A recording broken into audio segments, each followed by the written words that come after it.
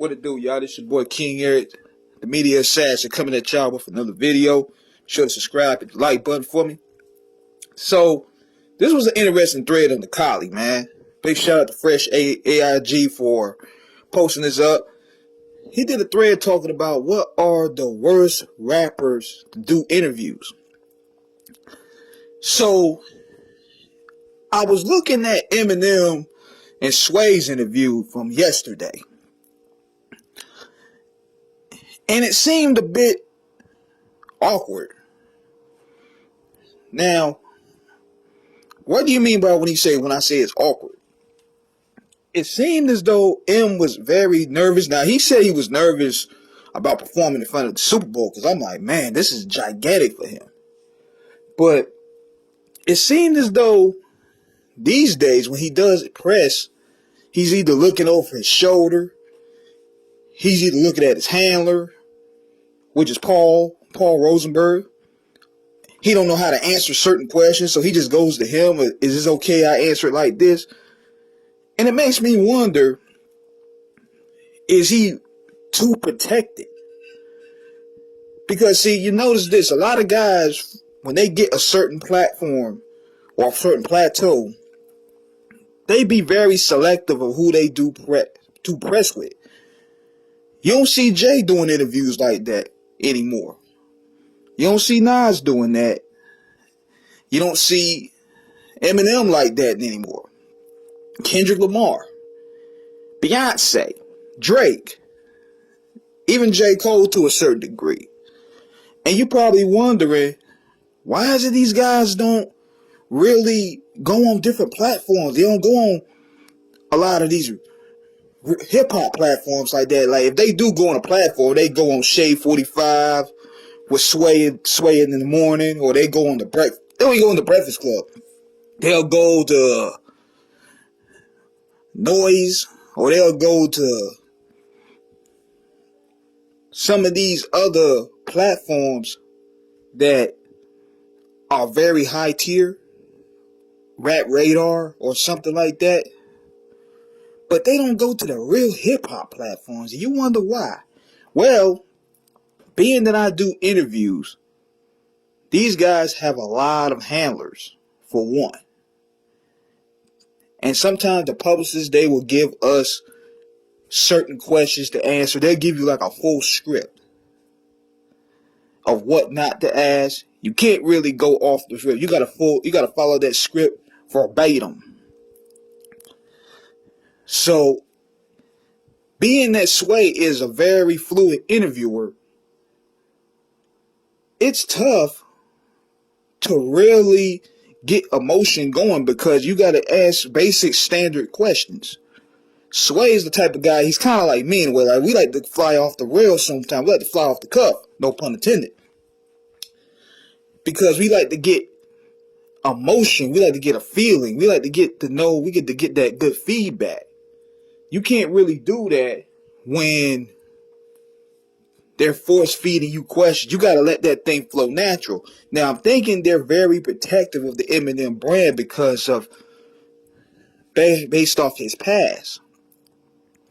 He built his brand off of controversy, so they're basically trying to protect him from new controversy. This cancel culture thing is real. And they, based off a lot of the wild stuff that he said in the past, they're on pins and needles when it comes to his brand. Like, they're afraid some dork up in Idaho is going to find some of his old content from 2002, create a little uproar about it, and then start a campaign. So I kind of I understand where they're going with that, because Eminem's brand is like they're trying to reintroduce it to a new generation of people. Whereas it seems very uncharacteristic to us, because, you know, I've been following M's career going back to 1997. So to see him make this huge transition over the years is quite a thing to see. Like, we've known him as Slim Shady. We know him as Hi kids, do you like violence? Do you want me to stick 9-inch nails or which one of my eyelids? You know, we know him as that. So for him to play the corporate game in a way is weird to me, but that's what happens when you get older, I guess. I mean, you're more cautious on how you move. And in reality, a lot of these guys that you would think are very outspoken, they're very reclusive. Eminem is very reclusive, believe it or not.